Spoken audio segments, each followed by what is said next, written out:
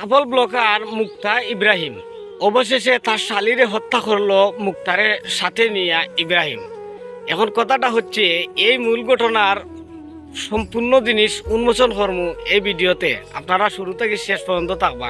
মুক্তার ইব্রাহিম কিন্তু হত্যা মামলার আসামি এখন বর্তমানে ফেরারি। আগে এই ভিডিওটা দেখেন, পরে আমি সম্পূর্ণ বিষয়টা ক্লিয়ার করে দিতেছি। ভালোই আসতো, এটা তো মনে করেন আধা পাগল হয়ে জায়গা, এটা ভূতে ধরলে এটা সরা পুত্তার মতন হইলে বাড়িয়া জায়গা দিয়ে সেখানটা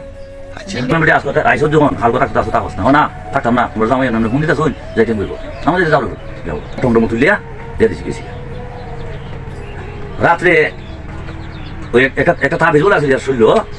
আসলে আমার শ্বশুর বাড়ি ঘটনা আমি তেমন এটা কিছু জানি না। এখানে আমাদের নাম আসছে মুক্তার আফন বাবি সুইসাইড করছেন, সেই কারণে মুক্তার নাম দেওয়া হয়েছে, আমার নাম দেওয়া হয়েছে। যত এটা সুইসাইড হয়েছে, এটা পোস্টমর্টম রিপোর্ট আসলে পরই সত্য বেরিয়ে আসবে। আমি এর ভিতরে কিছু বলতে পারি না নিজে থেকে। আমি যতটুকু জানি এটা আমার শ্বশুর বাড়ি ঘটনা। আমি তাদের সম্পর্কে, শ্বশুর বাড়ির সম্পর্ক সবার যেরকম আমার ওইরকম, আমার যাওয়া আসা হয় মাঝে মাঝে, এইটাই। কিন্তু আমি সঠিক তথ্য জানি না। এটা প্রশাসন দিয়ে বলা হইতেছে যে মুক্তা ইব্রাহিমের যত আত্মীয় লাগে তাদেরকে জড়াই দাও, তাহলে তুমি কিছু টাকা পয়সা পাইবা। আর আমার যে তালুই, ওনার একটি যুবক ছেলে ছিল আমার বয়সী, 2013 সালের ঘটনা, মানে ওনার অত্যাচারে সে সুইসাইড করছে এবং বিষ পান করে আমরুদ বাজারে দাঁড়াইয়া বিষ পান করে মারা গেছে। তারপরে আবার এখন দেখেন যিনি মারা গেছে সে তারই কিন্তু বাই মারা গেছে এর আগে 13 সালে, আর এখন সে আমার বাবি, আমার বউয়ের বাবি, সে সুইসাইড করে মারা গেছে।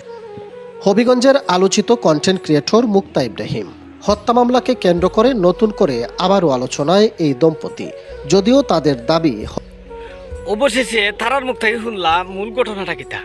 আসল হত হইছে ইব্রাহিমর শালি, মানে তার শ্বশুর বাড়ির তার চাচাতো বোনের গরর শালি মুক্তার মারা গেছে ফাঁস লাগিয়া।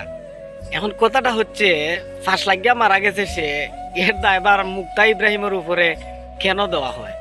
দেওয়া হলো কেন? কারণটা হচ্ছে কি, তারা একটা বিষয় তুলে আনছে যে এটার কারণ হইল সে ভিডিও তৈরি করার কথা বলছে, তাদেরকে তারে চাপ দেওয়া হয়েছে, কিন্তু এ ভিডিও করছে না বলে তাকে ফাঁস লাগিয়ে মারা হয়েছে।